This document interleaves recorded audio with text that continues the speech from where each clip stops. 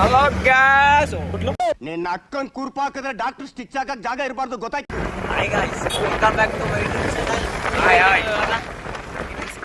ಮೀನಾಕ್ಷಿಪುರಕ್ಕೆ ಹೋಗ್ತಿದ್ದೀವಿ.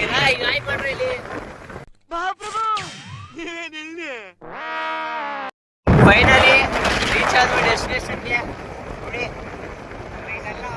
ಇದೆಲ್ಲ ಇನ್ನೂ ಸ್ವಲ್ಪ ಮುಂದೆ ಹೋಗ್ಬೇಕು ಅಷ್ಟೇ.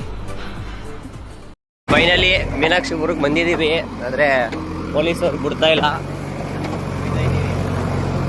ಏನಾಯ್ತಾ ಬಿಡಲ್ವಂತ ಯಾಕೆ ಜನರೇ